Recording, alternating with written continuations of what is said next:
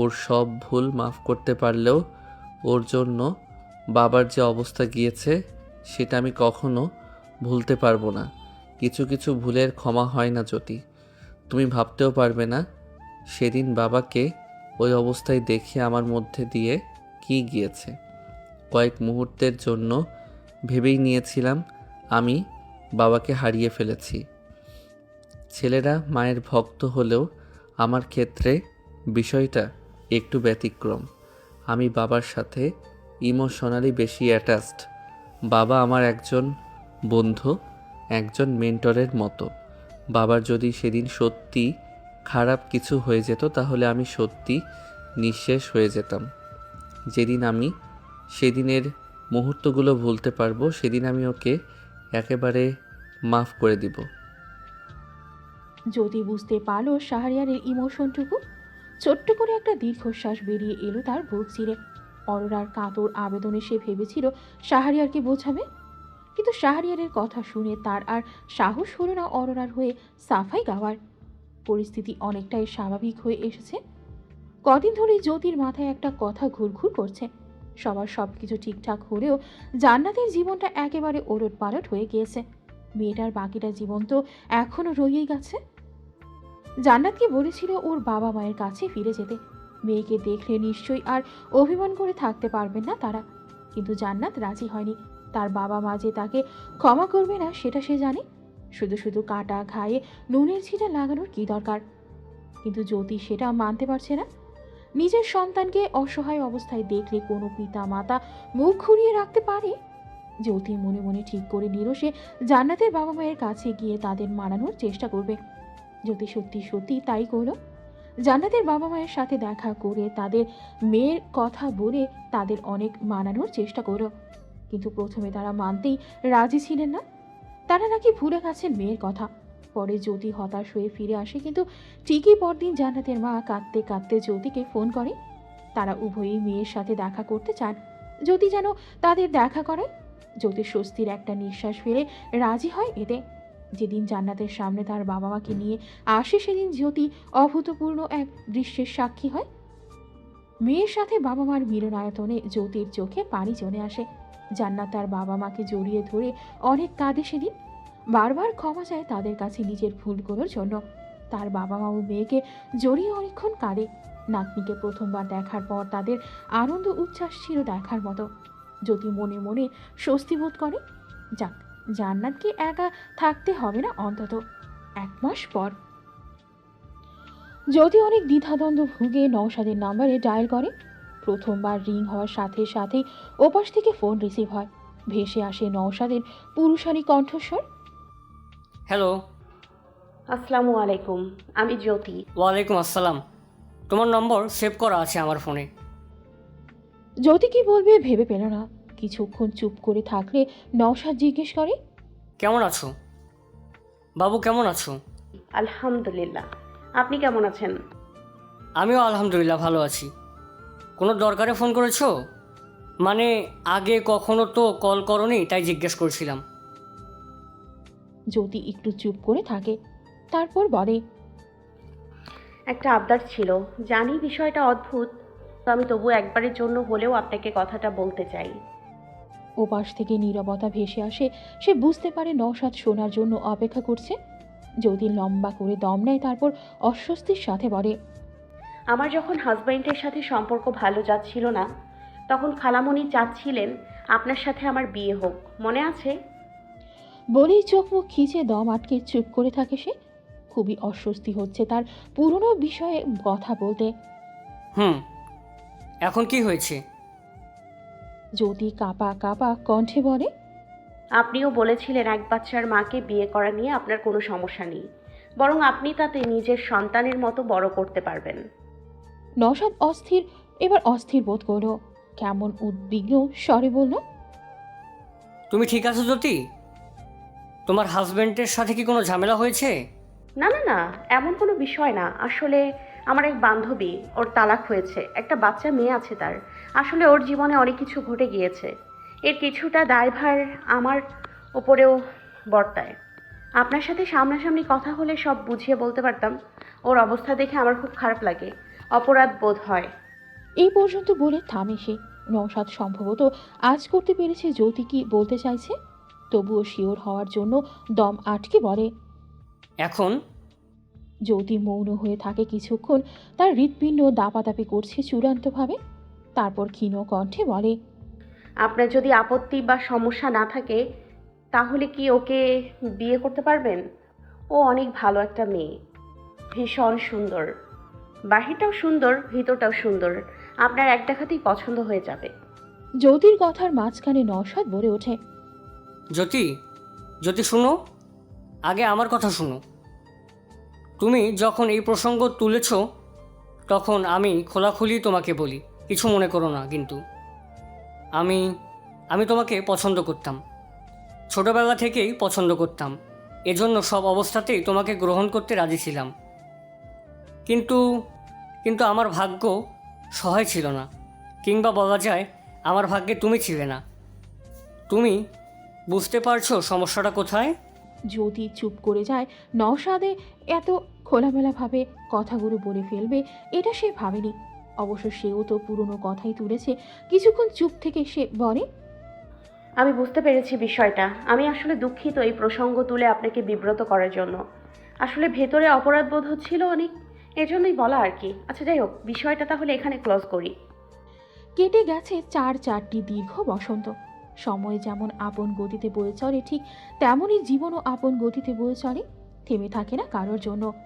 এই 4টি বছরে প্রত্যেকের জীবনে এসেছে পরিবর্তন, এসেছে নতুনত্ব, খুঁজে পেয়েছে নিজ নিজ অবলম্বন। অরোরার বিয়ে হয়েছে মাহমুদের সঙ্গে বছর 2 আগে। অরোরার এই সম্পর্কে রাজি ছিল না কোনো মতেই। মাহমুদের মতো একটা ছেলেকে নিজের এমন জীবনের সাথে জুড়ে নিতে তার মন সায় দিচ্ছিল না। বারবার মনে হচ্ছিল ছেলেটাকে ঠকানো হবে। তার উপর তার জীবনের ওই দুর্ঘটনার পর নতুন কোনো সম্পর্ক তৈরি করা নিয়ে তার ভেতর ভীতি কাজ করছিল। বিয়ে, প্রেম, ভালোবাসা এগুলো নিয়ে এক প্রকার ফোবিয়া তৈরি হয়ে গিয়েছিল তার অভ্যন্তরে। কিন্তু মাহমুদ আর অরোরার খালামণি সব জানার পরও অরোরাকে মাহমুদের বউ করতে চেয়েছিল। অরোরাকে তার নিজ পরিবারের পাশাপাশি মানসিক সাপোর্ট দিয়েছিল। মাহমুদ 2 বছর তার পেছনে পড়েছিল জোকের মতো। শেষমেশ অরোরা হার মেনেছে মাহমুদের প্রচেষ্টার কাছে। খুব অনায়াম্বরভাবে তাদের বিয়েটা হয় অরোরার সিদ্ধান্তকে সম্মান জানিয়ে। বিয়ের বছর ঘুরতেই তাদের এক ফুটফুটে কন্যা সন্তান হয়। এখন অরোরার স্বামী সন্তান নিয়ে হ্যাপিলি ম্যারিড। মাহিরা আর রাজীবের আরও একটি সন্তান হয়েছে, এইবার কন্যা সন্তান। শ্বশুরবাড়িতে মাহিরার আদর আরও বেড়েছে। স্বামী বটবৃক্ষের মতো হলে স্ত্রীদের মাথা কখনো নত হয় না। পুরুষের শুধু প্রয়োজন সব সম্পর্কের ভারসাম্য ঠিক রাখা। জ্যোতি আর শাহরিয়ার, ওদেরও কোল আলো করে একটা কন্যা সন্তান হয়েছে। নাম রাখা হয়েছে জয়িতা। নতুন সদস্যের আগমনে বাড়ির প্রত্যেকের খুশি দেখে কে। জ্যোতির প্রতি প্রত্যেকের দৃষ্টিভঙ্গি পরিবর্তন হয়েছে। ফারিয়াও তার প্রতি যথেষ্ট যত্নবান হয়েছে এখন। পুত্রবধূকে নিয়ে অযথা ঈর্ষাপরায়ণ হন না এখন আর তিনি। আগের মতো খিটখিটে স্বভাবও তার মধ্যে আর বিদ্যমান নেই। জীবন তাকে বেশ ভালো শিক্ষাই দিয়েছে। শ্বশুর বাড়িতে এখন জ্যোতির ভিত বেশ শক্তপোক্ত হয়েছে। পাক্কা গিন্নি হয়েছে সে। ছোট্ট জুবাইয়ের বয়স গুটি গুটি করে বাড়তে বাড়তে 4.5 বছর এসে ঠেকেছে। ছোট বোনকে পেয়ে সেও খুশি। তবে মাঝে মধ্যে শিশুসুলভ ঈর্ষা যে হয় না এমন না। এই বছর তাকে স্কুলে ভর্তি করানো হবে, কিন্তু সে একদমই ইচ্ছুক না এতে। রবিনের যাবজ্জীবন সশ্রম কারাদণ্ড হয়েছে। ওর বিপক্ষে প্রায় 3টা বছর মামলা চলেছিল। গত বছর রায় হয়েছে। কথায় আছে, পাপ তার বাপকেও ছাড়ে না। তার ক্ষেত্রেও বিষয়টা তেমনই হয়েছে। আর জান্নাত, মেয়েটা তার জীবন যেখানে থেমেছে ঠিক সেখান থেকেই আবার নতুন করে শুরু করেছে। পরিবার তাকে অনেক বুঝিয়েছে পুনরায় বিয়ে করতে, কিন্তু সে রাজি হয়।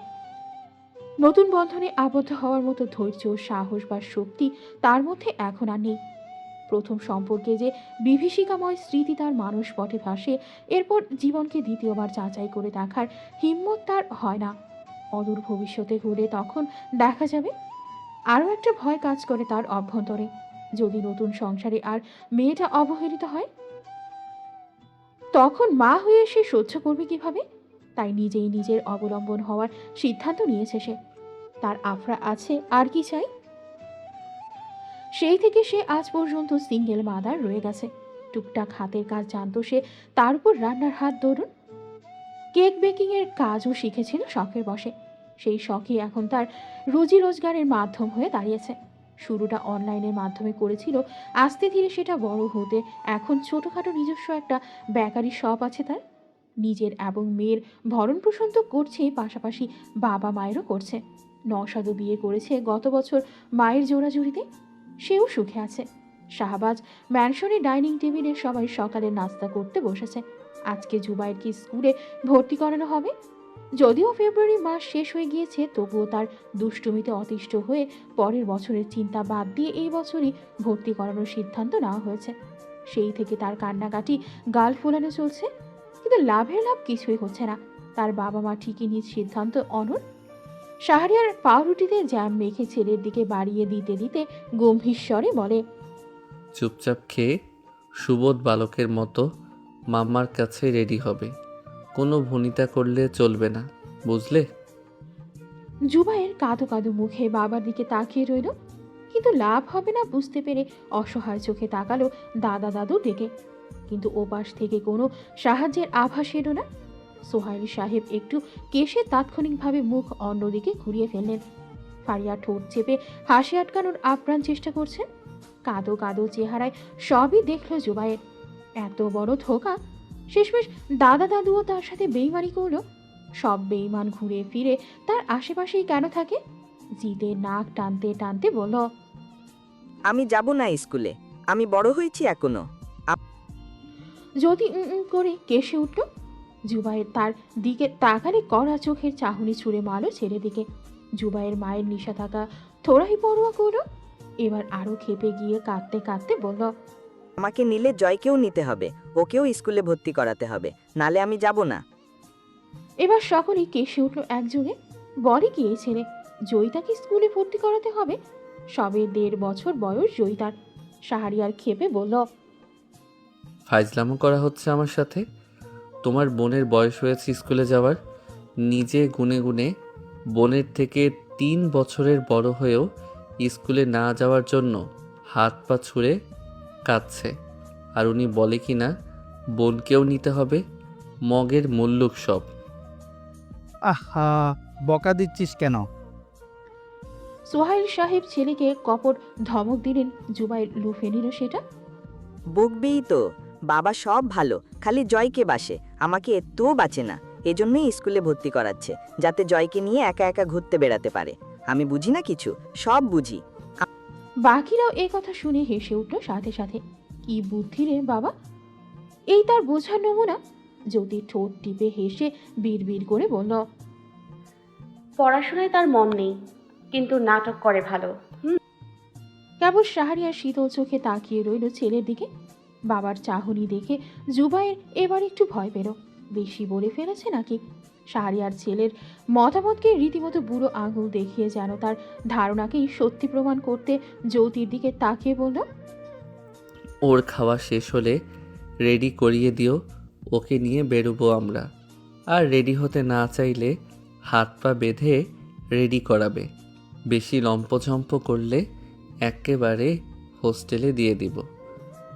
অনেক কসরতের পর জুবাইরকে ভর্তি করানো হয়েছে, কিন্তু ক্লাসে পাঠানোর কিছু সময়ের মধ্যে ভ্যা ভ্যা করে কেটে কেটে আব্বু আম্মুর কাছে ছুটে এসেছে। তার স্কুল একদম পছন্দ হয়নি। তার ভাষ্যমতে ক্লাসে সে বাদে সবগুলো ছেলে দুষ্ট। কি মহাজ্ঞানী! কয়েক মিনিটে বুঝে গেছে সে বাদে বাকি সব বাচ্চা দুষ্টু। সে অতিশয় ভদ্র ব্যক্তি। শেষে শাহরিয়ার আর জ্যোতি অপ্রস্তুত হয়ে টিচারদেরকে বলে জুবাইরকে নিয়ে সেদিনের মতো স্কুল থেকে বেরিয়ে এসেছে। জুবাইরের ফর্সা মুখটা কান্নাকাটির কারণে ফুলে ফুলে হয়ে গেছে। কান্না থামানোর জন্য তাকে আইসক্রিম কিনে নেওয়া হয়েছে। এখন ঠোঁট উল্টে গাল ফুলিয়ে সেটা খাচ্ছে গাড়িতে বসে। গাড়িটা এক জায়গায় থামিয়ে রেখে শাহরিয়ার কতক্ষণ তাকিয়ে দেখতে লাগলো সেই দৃশ্যটা। তারপর মাথায় হাত বুলিয়ে দিয়ে আদুরের স্বরে বলল, বাবা, লেখাপড়া করতে হবে না তোমাকে? এমন করলে চলবে? জুবাইর ঠোঁট উল্টে বলল, আমার স্কুল ভালো লাগে না। না গেলে ভালো লাগবে কিভাবে?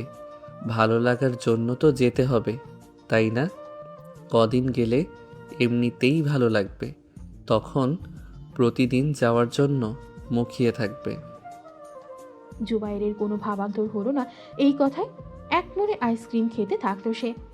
শাহরিয়ার আবার বলল, আর এমন করো না কেমন? তুমি যদি ঠিকঠাক পড়াশোনা করো তাহলে ভ্যাকেশনে তোমাকে তোমার পছন্দের দেশে ঘুরতে নিয়ে যাব, ঠিক আছে? জুবাইর লাফিয়ে উঠল, উচ্ছ্বসিত হয়ে বলল। থাইল্যান্ডে বাবা? শাহরিয়ার হালকা হেসে বলল, হুম আমরা ডলফিন দেখব বাবা। হুম বাবা দেখবো। জ্যোতি পেছনের সিটে বসে বাবা ছেলের কথোপকথন শুনছিল। এই কথা শোনার পর বিড়বিড় করে বলল, আমাদের নিয়ে যেন ঘোরাঘুরি করার সময় আছে তার। কি সুন্দর ভাওতা দিচ্ছে ছেলেকে, ভাওতাবাজ একটা। শাহরিয়ার শুনতে পেয়ে ঘাড় ঘুরিয়ে বউয়ের দিকে তাকালো। তোমার বিশ্বাস হচ্ছে না? আমার বইয়েই গেছে বিশ্বাস করতে। এই খবর শাহরিয়ার ছেলেকে নিজের দলে টানার জন্য বলল, দেখলে তোমার মাম্মা বিশ্বাস করলো না। বাবা কি মিথ্যে বলছি বলো তো? জুবাইয়ের মাথা এদিক ওদিক নাড়িয়ে না বলল, অর্থাৎ বাবা মিথ্যে বলছে না, সে বিশ্বাস করেছে বাবাকে। তার উপর হঠাৎ চিন্তিত হয়ে বলল, বাবা, জয়ও যাবে আমাদের সাথে। শাহরিয়ার ভ্রুকুটি করে বলল, তো কি ওকে রেখে যাব? তুমি তো আচ্ছা পাজি হয়েছ, বোনকে সাথে রাখতেই চাও না। আমি তো জয়ের ভালোর জন্যই বলেছি, ও ডলফিন দেখলে ভয় পাবে না। তুমি না পেলে ও কেন পাবে? আমি তো বড় হয়ে গেছি, ও তো এখনো ছোট। শাহরিয়ার এক ভ্রু উঁচু করে তীর্যক দৃষ্টিতে ছেলের দিকে তাকিয়ে বলল, সকালে না বললে তুমি এখনো ছোট, তাহলে এখন এক লাফে বড় হয়ে গেলে কি করে? ব্যাস। জুবাইয়ের সেই যে মুখে কুলুপ এঁটে বসেছে, আর কোনো কথা বলেনি পুরো রাস্তায়। নিজের কথায় নিজেই ফেসে গেছে বেচারা। রাতে শাহরিয়ার আর জ্যোতি ট্যারিসে বসে আকাশ দেখছিল। আকাশে প্রায় পূর্ণ চাঁদ উঠেছে। 2 দিন পরেই সম্ভবত পূর্ণিমা। নীলাভ আকাশ জুড়ে ছোট ছোট তারার মেলা বসেছে, কিন্তু হালকা কুয়াশার কারণে খুব স্পষ্ট দেখা যাচ্ছে না। বছরের শুরুর দিকে বলে চারিদিকে হালকা ঠান্ডা বাতাস বইছে। শাহরিয়ার জ্যোতির হাত নিজের সামনে নিয়ে বসে আছে, একটু পরপর চুমু খাচ্ছে সে হাতে। জ্যোতি মুচকি হেসে মুহূর্তটা উপভোগ করছে। এমন সময় জুবাইর ছুটতে ছুটতে সেখানে এলো, এসে বিস্ফোরকের মতো বলে বসল, মাম্মা মাম্মা, তোমরা কি প্রেম করছো? যেন ট্যারিসে বিস্ফোরক হয়েছে। এমনভাবে চমকে জ্যোতি আর শাহরিয়ার পেছনে তাকালো। শাহরিয়ার অপ্রস্তুত হয়ে সাথে সাথে বউয়ের হাত ছেড়ে দিল।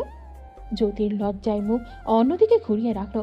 ছেলেটা এত পাজি, সবসময় তাদের রোমান্টিক মুহূর্তে বাগড়া দেয়। শাহরিয়ার চোখ মুখ গরম করে বলল, তোমাকে এই কথা কে শিখিয়েছে? শাহরিয়ার তাজ্জব হয়ে ছেলের দিকে তাকিয়ে রইল। বলে কি এই ছেলে? হতাশ হয়ে জ্যোতির দিকে তাকিয়ে বলল। আরও দাও হাতে মোবাইল। জ্যোতি সাথে সাথে প্রতিবাদ করে বলল, ওর হাতে ট্যাব আপনি দিয়েছেন, আমার কোনো দোষ নেই। তারপরের ঘড়ি ধরে কয়েক মিনিট শাহরিয়ার ছেলেকে বোঝার সব পচা কথা বলতে নেই। এগুলো বলল আল্লাহ পাপ দিবে। মাম্মা বাবা শুধু একটু টাইম স্পেন্ড করছিল, ব্যাস। ছেলেকে বুঝিয়ে শুনিয়ে নিচে পাঠিয়ে দিয়ে হাফ ছেড়ে বাঁচল সে। ওর মুখ এত ডাইরেক্ট হলো কিভাবে? তোমার থেকে পেয়েছে নিশ্চিত? জ্যোতি খেপে বলল, হ্যাঁ, যত খারাপ সব আমার থেকে পেয়েছে, তাই না? আর আপনি দুধে ধোয়া তুলসী পাতা। বউ খেপে আছে বুঝতে পেরে শাহরিয়ার জ্যোতিকে টেনে নিজের কাছে এনে পেছন থেকে জড়িয়ে ধরে কাঁধে থুতনি রেখে আদুরে গলায় বলে, আমি তো মজা করছিলাম বউ। আমার বউটা মজাও বোঝে না। এখন তো আমার গান গাইতে ইচ্ছে করছে। বোঝে না, সে বোঝে না। জ্যোতি নিজেকে ছাড়িয়ে নেওয়ার জন্য মোচড়ামুচড়ি করতে করতে বলে, ছাড়ুন, ঢং দেখানো হচ্ছে এখন। আপনার সিআইডি কখন না আবার পিছন থেকে এসে আবার কোন বোম ফাটায়। ছাড়ুন। শাহরিয়ার চাপা হাসি হাসে, তারপর জ্যোতির কাঁধে মুখ ডুবিয়ে বলে, আসবে না? সিআইডিকে নিচে পাঠিয়ে দিয়েছি। বউয়ের সাথে ঢং করব না তো কার সাথে করব? 10টা না 5টা না, একটা মাত্র বউ আমার। আরও বউ আনার শখ আছে মনে হচ্ছে। ঘটক ধরবো আপনার জন্য। শাহরিয়ার মজা করে বলল, তুমি একাই তো 100। তোমাকে সামলাতে সামলাতেই তো তোমার স্বামী বুড়ো হয়ে যাচ্ছে। হঠাৎ জ্যোতি কেমন চুপ হয়ে যায়। শাহরিয়ারের খটকা লাগে একটু। বউ, কি হয়েছে? জ্যোতি কেমন মন খারাপ করার সুরে বলে, আমরা আস্তে আস্তে বার্ধক্যের দিকে এগিয়ে যাচ্ছি, তাই না? স্বাভাবিক হায়াত পেলে একটা সময় আমাদের চামড়াও কুঁচকে যাবে, আমরাও বুড়ো হব। সময় এত দ্রুত চলে যায় কেন বলুন তো? শাহরিয়ার জ্যোতির সামনাসামনি এসে তার কোমরে 2 হাত বেঁধে বলল, সব কিছুরই শেষ থাকে বউ। কোনো কিছু তৈরি হয়েছে মানেই একটা সময় সেটা নিঃশেষ হবে। কিন্তু তাই বলে মন খারাপ করে মাঝের সময়টুকু নষ্ট করলে হবে? এই সময়টুকু আমাদের স্মৃতিময় করে রাখা উচিত, যাতে আফসোস না হয়। জ্যোতির ভেতরে হাঁসফাঁস লাগতে আরম্ভ করল। শাহরিয়ার জ্যোতির মন ভালো করার জন্য আশেপাশে কেউ নেই দেখে নিয়ে ডাক দিল। বউ, হুম। শাহরিয়ার উদ্দেশ্য প্রণোদিতভাবে আদুরে চোখে তাকিয়ে কিছু ইশারায় বলল। জ্যোতি লজ্জা পেল ভীষণ। শাহরিয়ার হাসল। অতঃপর দুজনে খোলা আকাশের নিচে একান্ত ব্যক্তিগত কিছু সুন্দর মুহূর্ত কাটালো, নিশুতি রজনীকে সাক্ষী রেখে। কিছু সময় পর জ্যোতি একপাশে সরে গেল, মুখে তার লাজ মাখা হাসি, গাল দুটো রক্তিম। চুপচাপ দূর আকাশের দিকে চেয়ে রইল সে। শাহরিয়ার জ্যোতির পাশাপাশি দাঁড়িয়ে থেকে জ্যোতির এক হাত ধরে। একটু পর সে জ্যোতির হাতে চুমু খেয়ে তার দিকে ঘুরে বলল, আমার না এমন আবহাওয়ায় ভিতরে কেমন কবি কবি ভাব আসছে বউ। জ্যোতি এক ভ্রু উঁচু করে টিটকারি মেরে বলল। তা কবি মশাই, আমাকে একটা কবিতা শোনান তো দেখি। শাহরিয়ার হাসল। বউ তার সাথে মজা করছে বুঝতে পেরেছে, কিন্তু পাত্তা দিল না। এক মনে কিছুক্ষণ কিছু একটা ভেবে জ্যোতির 2 হাত নিজের 2 হাতের মধ্যে আবদ্ধ করে জলজলে চোখে তাকালো সহধর্মিণীর দিকে। ভীষণ বিমুগ্ধ প্রেমময় দৃষ্টিতে জ্যোতিকে দেখতে দেখতে আবেগ নিয়ে আবৃত্তি করলো একটু আগেই নিজে তৈরি করা পংক্তিগুলো। অনন্ত হোক তোমার আমার সন্ধিক্ষণ, স্তব্ধ হোক ঐন্দ্রজালিক এই প্রহর, কেটে যাক শতাব্দী অজস্র অগণিত ক্ষণ, দীপ্ত হোক ঔজ্জ্বল্যের এই আলোক প্রহর। জ্যোতি অবাক হয়ে চেয়ে রইল প্রিয় পুরুষটির দিকে। কি অপূর্ব, কি গভীর পংক্তিগুলো। তার ঠোঁট তীর তীর করে কাঁপতে আরম্ভ করলো আবেগের তরুণ। তারপর হঠাৎ সে আছড়ে পড়ল শাহরিয়ারের বুকে, জাপটে জড়িয়ে ধরল তার শখের পুরুষটাকে শক্ত হাতে। এত ক্ষীণ মুচকি হাসি ফুটিয়ে শাহরিয়ার নিজেও বাহুবন্ধনে আবদ্ধ করে নিল তার হৃদয়ের রাজপ্রাসাদে বসানো প্রিয়তমাকে। তাদের শরীর ছুঁয়ে যাচ্ছে হিমেল হাওয়ার মৃদু স্পর্শে। মনে হচ্ছে যেন প্রকৃতি নিজে এক অদৃশ্য ভালোবাসার আবরণে তাদের জড়িয়ে ধরেছে চারিপাশ থেকে। দূরের আকাশ কুয়াশার নরম চাদরে মোড়া, তারই মাঝে মেঘেরা খেলেছিল চাঁদের সঙ্গে লুকোচুরি। আর সেই চাঁদ যেন নীরব সাক্ষী হয়ে রইল তাদের সেই প্রেমময় উজ্জ্বলের আলোক প্রহরের। আনমনে হেসে উঠল শুভ্র আলোর ছায়ায়।